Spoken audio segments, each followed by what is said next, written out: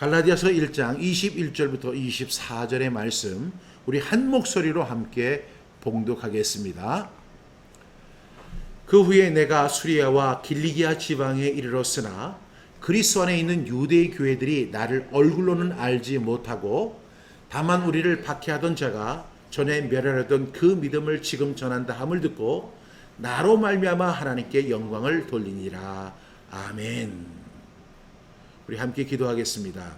참으로 좋으신 하나님, 하나님의 은혜와 사랑에 감사합니다.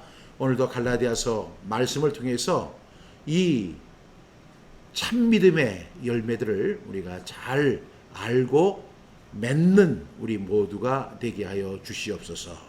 예수님의 이름으로 기도드립니다. 아멘. 우리 지난주 말씀 암송하겠습니다. 지난주 말씀은 갈라디아서 1장 18절부터 20절 말씀이죠. 여러분 다 암송하시는 줄로 믿습니다. 시작. 그 3년 만에 내가 게바를 방문하려고 예루살렘에 올라가서 그와 함께 15일을 머무는 동안 주의 형제 야고보 외에 다른 사도들을 보지 못하였노라. 보라, 내가 너희에게 쓰는 것은 하나님 앞에서 거짓말이 아니로다. 갈라디아서 1장 18절부터 20절 말씀. 아멘, 아멘. 여러분 다 암송하시니까 우리 두 번 연속 한번 해보겠습니다. 시작. 갈라디아서 1장 18절부터 20절 말씀. 그 3년 만에 내가 게바를 방문하려고 예루살렘에 올라가서 그와 함께 15일을 머무는 동안 주의 형제 야고보 외에 다른 사도들을 보지 못하였노라. 보라, 내가 너희에게 쓰는 것은 하나님 앞에서 거짓말이 아니로다. 갈라디아서 1장 18절부터 20절 말씀. 아멘, 아멘. 갈라디아서 1장 18절부터 20절 말씀. 그 3년 만에 내가 게바를 방문하려고 예루살렘에 올라가서 그와 함께 15일을 머무는 동안 주의 형제 야고보 외에 다른 사도들을 보지 못하였노라. 보라, 내가 너희에게 쓰는 것은 하나님 앞에서 거짓말이 아니로다. 갈라디아서 1장 18절부터 20절 말씀. 아멘, 아멘. 예, 오늘은 갈라디아서 1장 21절부터 24절 말씀을 통해서 진짜 믿음의 열매라는 제목으로 함께 말씀을 나누겠습니다. 진짜 믿음의 열매. 그러니까 진짜 믿음이 있다면 뭐도 있어요? 가짜 믿음도 있다는 거예요. 그런데 놀라운 사실은 당연한 사실이죠. 진짜 믿음에는 항상 무엇이 있다고요? 열매가 있습니다. 가짜 믿음에는 열매가 없어요. 많은 사람들이 신앙생활을 하고 교회를 다니고 하나님을 믿는다고 하지만 그 사람의 모습은 무엇을 통해서 증명되느냐 하면 열매를 통해서 증명되는 거예요. 그래서 예수님도 말씀하시기를 열매로 그 사람을 알지니라 이렇게 말씀하셨어요. 열매를 보면 그 사람이 어떠한 사람인지를 아는 거예요. 특별히 우리가 믿음을 가진다 이렇게 이야기를 하는데 그 믿음이 진짜 믿음인지 아니면 가짜 믿음인지 우리가 분명히 구별해야 돼요. 그러면 그 진짜 믿음과 가짜 믿음을 구별하는 그 결과가 뭐냐 하면 열매입니다. 가짜 믿음에는 열매가 없습니다. 그런데 진짜 믿음에는 무엇이 있냐면 열매가 있다는 사실입니다. 오늘 갈라디아서 1장 21절부터 24절 말씀은 우리가 오늘 갈라디아서 강의 7번째 시간입니다. 제가 이 갈라디아서 강의를 하면서 4회부터 이렇게 계속해서 사도 바울의 BC와 나의 BC 그리고 5회에서는 사도 바울의 AD와 나의 AD 제가 이렇게 강의를 했어요. 제가 BC, AD 이걸 이야기하니까 많은 사람들이 하나의 미사여구 아닌가 이렇게 이해를 하는 분이 있어요. 그러나 여러분 이 BC와 AD라는 것은 역사의 분기점 분명하잖아요. 그러니까 주전주후로 분명히 나뉜 것처럼 제가 어떤 설교의 미사여구를 사용하기 위해서 BC라고 하는 단어를 그리고 AD라는 단어를 쓴 게 절대 아닙니다. 이것은 사도 바울만의 나만의 분기점이 아니라 우리 모든 그리스도인들이라면 반드시 있어야 하는 분기점이에요. 당연한 거 아니겠습니까? 우리가 before Christ, 그 다음에 anno Domini, 이것이 분명해야 돼요. 그런데 제가 이렇게 여러 그리스도인들을 만나고 하나님을 믿는다는 사람들, 그리고 뭐 교회를 다닌다고 하는 뭐 집사님도 있고 권사님도 있고 장로님들도 이렇게 보고 그분들과 이렇게 대화하고 교제하면서 느끼는 사실은 이상하다. 저 사람에게 BC와 AD의 분기점이 분명치 않다. 이런 생각이 드는 거예요.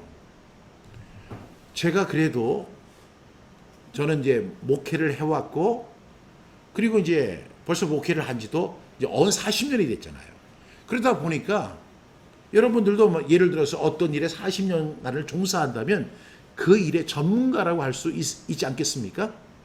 뭐 제가 최고의 전문가다 이렇게 말씀을 드리진 못하지만 그래도 나름 이 목회에 한 40년 경력을 갖고 있다 보니까 이 사람이 진짜 그리스도인인지, 이 사람이 가짜 그리스도인인지, 이 사람에게 BC와 AD의 분기점이 분명한지 아닌지를 대화를 통해서, 그의 열매를 통해서 충분히 살펴보고 판단을 할 수 있는 그런 상황에 이르렀습니다.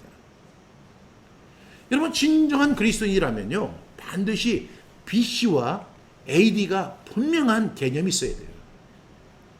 만약에 이런 개념이 없이 나 예수님 믿어, 나 교회 다녀, 나 교회 집사야, 나 교회 장로야, 내가 얼마나 교회에서 신앙생활을 열심히 했으면 내가 이렇게 직분도 받았겠어. 아니요. 목회자라고 해도 만약에 BC와 AD에 대한 개념이 없는 사람이라면 그 사람은 그리스도인이라고 할 수 없어요. 여러분, 사도 바울처럼 그리스도인이라면 분명한 BC와 AD의 분기점이 분명해야 돼요. 제가 지금 복습하는 거 아니에요. 이거는 오늘의 말씀을 드리기 위한 내용입니다. 그러면 이렇게 BC와 AD의 분기점이 있는 것으로 끝나는 것이 아니기 때문에 그런 거예요. BC와 AD의 분기점이 있는 사람은 증거가 분명한 거예요. 증거가. 다른 말로 이야기하면 그 열매가 있다는 것입니다. 나는 분명한 BC와 AD의 분기점이 있어요. 이렇게 이야기한다면 그에 대한 뭐가 있어야 돼요? 증거가 있어야 돼요. 즉 변화에 대한 열매가 있어야 된다는 거예요. 그리고 또 하나 사실은 그 변화의 역사는 그 사람이 살아있는 동안 계속 일어난다는 거예요. 계속. 여러분, 살아있는 사람은요, 계속 움직이는 것처럼 그 사람이 분명한 BC와 AD의 그 분기점을 가지고 있는 사람이라면 그 사람에게는 확실한 증거가 나타납니다. 그것이 열매로 나타나는데 그 열매들은 그 사람이 살아있는 동안에 계속해서 이루어진다는 거예요. 여러분, 이러한 것이 여러분에게 있습니까? 바로 사도 바울에게 그런 점이 있었다는 사실입니다. 그러면 BC와 AD의 분기점에 대한 증거, 이 변화에 대한 열매는 무엇일까요? 우리 본문 다시 한번 자세히 읽어볼 수 있기를 바랍니다. 시작. 그 후에 내가 수리아와 길리기아 지하방에 이르렀으나 그리스도 안에 있는 유대의 교회들이 나를 얼굴로는 알지 못하고 다만 우리를 박해하던 자가 전에 멸하려던 그 믿음을 지금 전한다 함을 듣고 나로 말미암아 하나님께 영광을 돌리니라. 여러분, 이제 지난주에 제가 3년과 15일의 의미라는 제목을 가지고 설교를 드렸죠. 3년 동안의 아라비아 생활, 그리고 15일 동안 바울과 야고보를 만났던 사도 바울이 이제 돌아왔어요. 15일을 예루살렘에 머물렀죠. 그리고 나서 다시 이제 사도 바울은 계속해서 복음을 전하기 시작합니다. 이때는 사도 바울이 어떤 포지션이냐면 무명의 전도자라고 할 수 있는 거예요.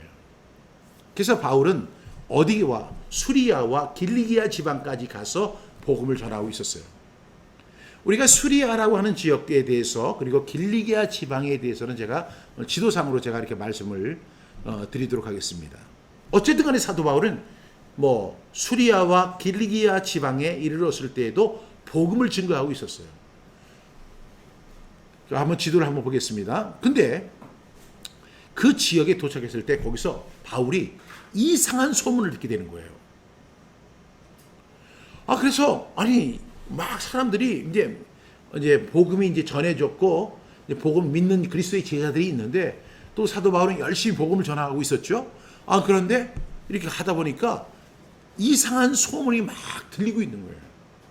그리고 그 이상한 소문이 뭔가 하고 귀를 기울여 보니까 바로 자신에 대한 이야기였어요. 바울에 대한 이야기가 이게 소문처럼 들려지고 있는 것입니다. 한번 여기를 보세요. 지금 이 오른쪽 하단에 보면 예루살렘에 있고 이제 바울이 어디를 갔다 왔어요? 예루살렘에 다녀왔어요. 그리고 나서 그 사람이 이제 다메섹을 거쳐서 어디로 올라갑니까? 수리아로 올라가죠. 그리고 수리아에서 이제 안디옥을 지나서 다소라고 하는 지역, 길리기아로 갑니다. 바울이 어디에서 태어났죠? 길리기아 다소라고 하는 지방에서 태어났어요.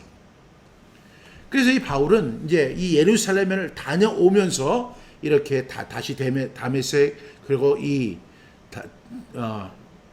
팔미라 그리고 이 수리아 요 지역을 다니면서 복음을 전하고 있는 거예요. 그리고 이제 길리기아 지방까지 이르게 됐어요. 이렇게. 그랬는데 사도 바울을 한 번도 보지 못했던 사람들 사이에 사도 바울에 대한 소문이 쫙 들리고 있는 거예요. 그래서 사도 바울이 귀를 기울였어요. 그런데 그 구체적인 증거들, 즉 열매들이 나타나고 있는데 그 열매들이 무엇이었을까요? 첫 번째로 자신을 박해하던 그 사람이 변화되어 전에 멸하던 그 믿음을 전하고 있다고 간증하는 것이었습니다. 사도 바울이 이 다소까지 이렇게 길리기아 지방까지 가게 됐는데 거기에서 이렇게 들리는 이야기에 보니까 우리 자신들을 박해하던 그 사람이 변화되었다. 그리고 변화될 뿐만 아니라 전에 멸하던 그 믿음을 이제는 전하는 사람이 되어 있더라고 막 사람들이 이야기를 하는 거예요. 사도 바울은 깜짝 놀랐어요.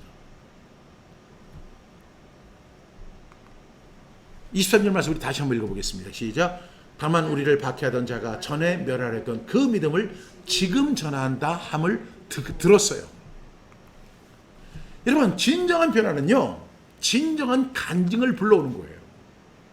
그런데 그 간증은 자신의 입에서 내가 이렇다 이렇게 하는 것도 간증이지만 타인의 증거에서 비롯되는 것이 더 강력한 것입니다. 지금 사도 바울은 자기가 지금 갈라디아 이렇게 서신을 보내고 있고 사실은 지금 그 베드로를 만나고 예루살렘에서 돌아오는 길에 그는 계속해서 복음을 전하고 있었는데 그는 무명의 전도자에 불과했었거든요. 그런데 그는 무명의 전도자였지만 그의 이야기가 사람들 사이에 열매가 되고 증거가 되고 많은 사람들의 회자되고 있는 거예요. 야, 전에 우리를 박해하던 그 사람이 지금 전에 멸하던 그 믿음을 증거하는 사람이 되었대 하면서 막 사람들이 막 경의에 차서 이야기를 하는 거예요. 여러분, 놀라운 사실이죠. 여러분, 저 이런 이야기 하는 사람 많이 들어봤어요. 저 변화되었어요. 드와이트 무디가 하루는요, 기도를 하기 위해서 한 산에 이렇게 올라갔다고 그래요. 그 산에 이렇게 올라갔는데 마침 저쪽에서 3명의 청년들이 산에서 내려오고 있더라는 거예요. 그래서 무디 목사님은 그 사람이 누군지 잘 몰라서 그냥 지나치려고 하는데 그 사람들이 이 무디를 알아보고 무디 목사님 안녕하세요. 저희는 크리스찬입니다. 무디 목사님의 설교에 은혜 받은 사람들입니다. 하면서 굉장히 반겨하는 거예요. 그렇구나 하고 인사를 했대요. 근데 한 청년이 이런 이야기를 하는 거예요. 목사님, 우리의 얼굴에서 광채가 빛나고 있지 않나요? 무슨 광채? 그랬더니 우리가 지금 산에서 기도하고 오는 길이거든요. 우리의 얼굴에서 모세가 산에서 내려올 때에 그 광채가 빛나고 있지 않나요? 그래서 드와이트 무디가 이렇게 이야기했대요. 모세는 자기 얼굴에서 광채가 나는 것을 알지 못했다네. 여러분, 변화가 일어나면 나 변화되었어요? 나 새 사람이 되었어요? 나 이제 완전히 달라졌어요? 이렇게 얘기를 해도 사람들이 별로 믿지 않아요. 사람들은 내가 말하지 않아도 내가 변화되면 저 사람 변화됐어. 그 사람 변화됐어. 그 사람 새 사람이 됐어. 그 사람 진정한 그리스도인이 됐어. 이렇게 이야기한다니까요. 바로 사도 바울이 그러한 칭찬을 받고 있었던 거예요. 얼굴도 보지 못했어요. 누군지도 몰라요. 지금 사도 바울이 그 지역에까지 와서 그 교회들을 방문하고 있는데도 불구하고 사도 바울이 왔는데도 알아보지를 못하는 거예요. 그러면서 얘기를 하는 거예요. 여러분, 당신 들어봤어? 전에 우리의 복음을 갖다가 그 멸하던 그 사람이 지금 복음을 전하고 있대요. 얼마나 대단한 일이에요. 사람들이 막 흥분해서 이야기를 하고 있는 거예요. 여러분, 증거가 있어야 돼요. 자신이 박해하던 그 믿음을 전하는 사람으로 변화되는 사실에 근거해야 돼요. 많은 사람들이 간증하면은 병난 간증 이런 거 이야기를 많이 하는데, 진정한 간증은 뭔지 아세요? 내가 변화되는 것이 가장 중요한 변화예요. 그 간증이에요. 두 번째로, 사도 바울이 그 지역에 갔을 때에 사도 바울의 변화에 감격해서 그 사람들이 하나님께 영광을 돌리고 있더라는 거예요. 그 사람들이 감동을 받고 그 사람들이 놀라워하는 것에서 끝난 것이 아니라 더 나가서 하나님 앞에 영광을 돌리더라는 거예요. 사도 바울의 얼굴을 알지도 못하고 직접 만나지도 못했던 사람들이에요. 그런데 사도 바울이 변해서 이렇게 그 복음을 전하는 사람, 그 믿음을 전하는 사람이 되었습니다라고 하면서 하나님께 영광, 하나님 살아계시구나. 24절 말씀 시작. 나로 말미암아 하나님께 영광을 돌리니라. 누구를 통해서? 나로 말미암아. 이것이 변화된 모습이죠. 여러분, 나로 말미암아 하나님께 영광을 돌리는 그런 일들이 있습니까? 진정으로 변화된 사람, 그리고 변화된 사람의 증거, 열매가 바로 이러한 결과를 낳는다는 거예요. 나로 말미암아 하나님께 영광을 돌리니라. 그 사람들이 하나님께 영광을 돌리고 있었다는 사실입니다. 그 사람들은 사도 바울을 만난 적이 없습니다. 아는 사람도 아닙니다. 지금처럼 SNS를 통해서 내가 그 사람을 알지 못해도 그 사람의 얼굴을 알 수 있잖아요. 지금은 예를 들어서 미국의 대통령을 우리가 직접 만나고 그 사람이 저를 알지 못하지만 제가 그 대통령의 얼굴을 압니다. 왜? 사진을 통해서, 기사를 통해서, 신문을 통해서, 뉴스를 통해서 봤기 때문에 저분이 미국의 대통령이구나, 저분이 어떤 사람이구나, 이런 것을 우리가 알 수 있어요. 그러나 그 당시에는 그런 것이 없었습니다. 사도 바울을 단 한 번도 본 적이 없는 사람들이에요. 근데 그 사람들이 사도 바울을 말미암아 하나님께 영광을 돌리고 있는 거예요. 그 사도 바울이 변화되었다. 그 사실에 이 사람들이 감동을 받고 하나님께 영광을 돌렸다는 거예요. 아마 이렇게 얘기했을 것 같아요. 정말로 하나님 살아계시는구나. 그 당시에 그리스도인들은요, 고난 속에 있었어요. 핍박 속에 있었어요. 예수를 믿는다고 하면 잡아서 사자굴에 들어갈 수 있는 그런 위험한 상황이에요. 감옥에 들어가야 돼요. 그런데 이들에게는요, 확실한 증거가 필요한 거예요. 무슨 증거? 하나님이 살아계시는 증거. 근데 그 하나님이 살아계시는 증거를 누구를 통해서 얻을 수 있었냐면 바로 사도 바울을 통해서 얻을 수 있었다는 거예요. 한 번도 얼굴을 본 적도 없지만, 만난 적도 없지만, 그 사람을 알지도 못하지만 그 우리를 핍박하던 사람, 예수 믿는 사람을 결박하여 옥에 가두던 그 사람이 완전히 변화되어서 우리가 전하던 그 믿음을 지금 증거하면서 다닌다는 그 사실이 그들에게는요, 얼마나 큰 감동이었고 하나님께 영광을 돌릴 만한 소재가 되었다는 사실을 우리는 기억합니다.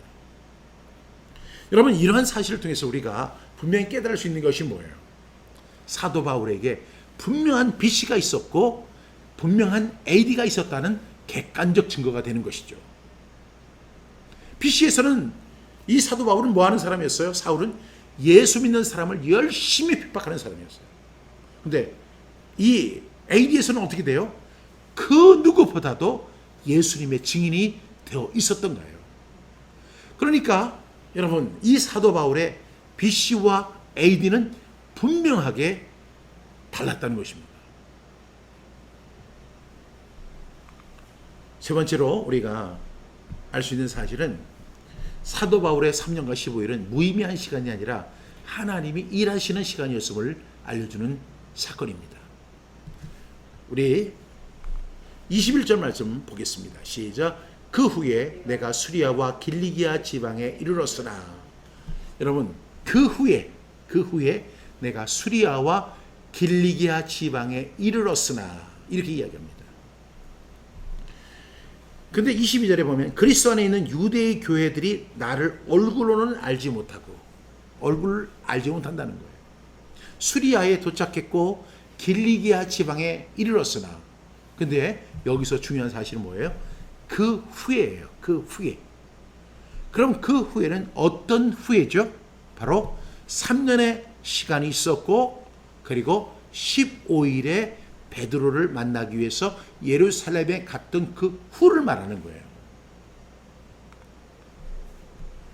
여러분, 이것을 통해서 우리가 분명히 볼 수 있는 사실은 사도 바울의 변화는 하루아침에 이루어지지 않았다는 것입니다. 사도 바울에게는 3년 그리고 15일이라고 하는 시간이 필요했다는 것입니다. 그러면 하나님의 역사는 단숨에 이루어지지 않는다는 사실을 우리가 기억해야 돼요. 사도 바울이 되고 예수 그리스도가 그에게 온전한 주님이 될 때까지 그에게 필요했던 시간은 3년이라는 시간이었고, 또한 그것을 인정받는 시간이 15일이라는 시간이 있었습니다. 여러분, 하나님의 역사는요 엄청나게 놀랍습니다. 하나님은 말씀만으로 빛을 만들어내신 분입니다. 천지를 창조하시는 그분입니다. 그러나 하나님은 언제나 사람을 통해 역사하시죠. 그리고 그 사람의 역사는 단숨에 이루어지지 않는다는 사실입니다. 여러분, 우리에게도 BC와 AD의 분명한 분기점이 필요하죠. 그리고 더 나아가서 우리가 그리스도를 주님으로 모시는 그런 숙성의 시간도 필요한 것입니다. 여러분, 그런데 가만히 생각해 보세요. 제가 예화 중에 이런 이야기를 합니다. 하루는 빌리그리암 목사님이 시카고에 있는 한 신학교에 가서 이제 특강을 하게 됐다는 거예요. 그랬는데 빌리그리암 목사님이 가서 이제 특강을 딱 하는데 이제 1시간 강의를 마치고 나니까 한 사람이 손을 들었습니다. 목사님, 질문이 있습니다. 그러니까 목사님이 예, 질문하십시오 이렇게 얘기하니까 그 신학생이 이렇게 이야기를 하더라는 거예요. 목사님, 지금 세상을 보십시오. 얼마나 타락됐습니까? 정치를 보십시오. 경제를 보십시오. 사회를 보십시오. 그리고 온 구석구석을 보십시오. 지금 우리가 한가하게 이 자리에 앉아서 강의를 듣고 공부를 하고 지체할 시간이 과연 있겠습니까? 그럴 필요가 있겠습니까? 당장 나가서 우리가 복음을 전해야 되지 않겠습니까? 라고 그렇게 신학생이 빌리그리암 목사님에게 질문을 했다는 것입니다. 빌리그리암 목사님이 한동안 침묵하고 계셨어요. 그리고 약간의 시간이 지난 후에 그 젊은이를 향해서 이렇게 이야기를 했다고 합니다. 당신의 도끼를 날카롭게 가르시오. 당신의 도끼를 날카롭게 가십시오. 이렇게 이야기해요. 신학교에 머무는 동안에 당신의 그 도끼를 날카롭게 갈아서 아주 예리하도록 만들어 놓으십시오. 바로 지금이 그러한 시간입니다라고 이야기했다는 거예요. 여러분, 우리는 지금 우리가 뭔가를 할 수 있다고 생각하지만 하나님은 어떤 한 사람을 쓰실 때 숙성의 기간을 만들어서 그 사람을 지체하게 하십니다. 그리고 그 시간을 통해서 온전히 주님을 주님 되게 하시는 시간으로 만들어 가십니다. 따라서 그 시간은 우리 인간적으로 볼 때는 가만히 있는 시간 같아요. 그러나 가만히 생각해 보면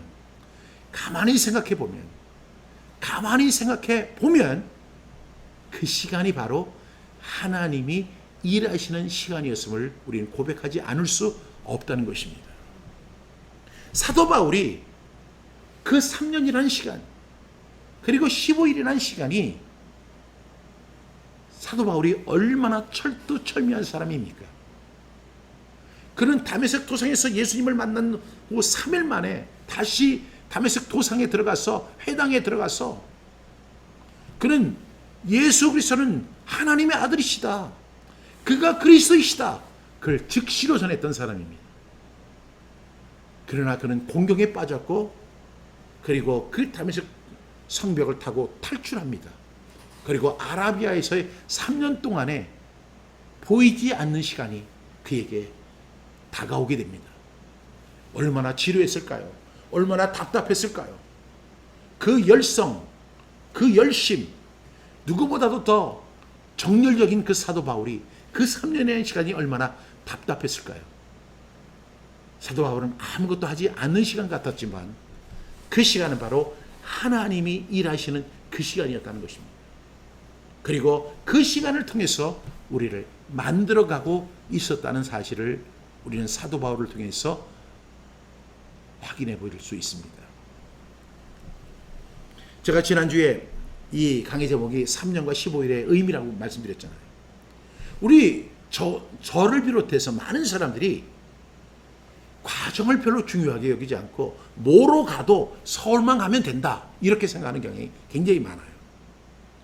그래서 그런지 3년과 15일의 그 의미라고 하는 제목으로 설교 제목을 딱 냈더니 조회수가 엄청나게 적은 거예요. 만약에 제가 3년과 15일에 있었던 환상적인 사건 뭐 이렇게 이야기했다면 아마 그 조회수의 한 2배에서 3배는 더 많을 거예요. 유튜브에서 제일 중요한 것이 뭐냐면 썸네일을 잘 잡는 것이다, 이렇게 이야기를 합니다. 여러분, 사람들은 그렇게 어떤 썸네일이나 결과만을 생각하는 경향이 굉장히 많아요. 여러분, 그런데 기독교의 타락을 한번 생각해 보세요. 기독교의 타락은요, 항상 결과만을 추종할 때 일어나는 거예요. 사탄은요, 언제나 최선이라고 보이는 결과를 가지고 하와를 유혹했습니다. 그래서 그 선악과를 딱 보여주는데 보기에 보암직도 하고 먹음직도 하고 먹기에 탐스러운 거예요. 그 결과를 보여주는 거예요. 심지어 예수님을 시험할 때도요, 어떻게 했어요? 그 돌멩이를 가지고, 이 돌멩이를 가지고 떡떡이가 되게 하라. 그리고 성전 예를 보이면서, 그리고 이 세상의 화려한 것을 보여주면서 네가 나에게 엎드려 절하면 이 모든 것을 내게 주리라, 이렇게 이야기하지 않습니까? 여러분, 기독교의 타락은요, 이렇게 결과만을 추종할 때 일어나는 것입니다. 여러분, 결과는 분명히 중요한 것입니다. 그러나 그 더 중요한 것이 있는데 그것은 뭐냐면 과정 속에 있다는 것입니다. 사도 바울의 3년이라는 시간, 15일이라는 시간은 사도 바울에게만 필요한 것이 아니라 저에게도 필요하고 여러분에게도 필요한 것입니다. 그래서 저는 이번에 우리 하브르타 말씀 치유를 1년 5개월 동안 강의를 하고, 그리고 나서 이제 방학에 들어가는 거예요. 쉬는 시간이 필요한 거예요. 그러면 사람들은 우리는 쉰다, 아무것도 안 한다, 이렇게 생각할지 모르지만 그 시간은 어떤 시간이라고요? 하나님이 우리를 통해서 역사하는 시간이고요. 하나님이 일하시는 시간이고, 그리고 우리를 어떻게 한다고요? 리크레이션 하는 거예요. 리크레이션. 새롭게 창조하는 시간이 될 수 있음을 기억하십시오. 그 숙성의 시간이 필요한 거예요. 하나님은 말씀 하나만으로 천지를 창조하실 수 있는 그분이지만 우리는 그런 존재가 아닙니다. 그래서 사도 바울에게 3년이라는 시간, 15일이라는 시간을 허락하셨던 것처럼 저와 여러분에게 그런 숙성의 시간을 요구하고 있는지 모르겠습니다. 오늘의 말씀의 결론입니다. 진정한 그리스도인에게는 열매가 나타남을 사도 바울은 우리에게 보여주고 있습니다. 그런데 여러분, 그 열매가 일어나기 위해서는 내 자신에 무엇이 있어야 돼요? 변화가 있어야 돼요. 사도 바울이 변화됐어요. 그 변화된 것을 누가 어떻게 알겠어요? 나는 모르는 것 같지만 사람들은 알고 있었습니다. 열매로 나타나고 있었기 때문입니다. 따라서 내 자신의 변화 없이는 열매는 나타나지 않습니다. 제가 오늘 설교 서론에서 이렇게 이야기했죠. 가짜 믿음, 진짜 믿음. 가짜 믿음에는 뭐가 없다고요? 열매가 없다. 근데 진짜 믿음에는 무엇이 있다고요? 열매가 있다는 거예요. 여러분, 열매 맺는 저와 여러분 되기를 주님의 이름으로 축복합니다. 사도 바울의 업적만 중요한 것이 아니에요. 이러한 열매들이 모여서 사도 바울의 업적을 만들어 갔던 것입니다. 여러분, 저는 오늘 말씀 그냥 흘려보낼 말씀 붙잡고 저는 사도 바울의 회심과 변화 그리고 숙성의 열매들이 사람들에게서 나타나는 모습을 봤습니다. 이러한 변화가 저와 여러분 사이에서 분명히 일어나야 합니다. 그리고 그 열매가 증거가 되어야 되고 그러한 것들이 만들어져서 하나님의 나라와 하나님의 의를 위해서 귀하게 사용되어야 될 줄로 믿습니다. 오늘 우리는 사도 바울의 이 모습, 사도 바울이 3년이란 공백 그리고 15일이라고 하는 시간, 무의미한 시간 같았는데 사람들은 이렇게 이야기합니다. 나로 말미암아 하나님께 영광을 돌리니라.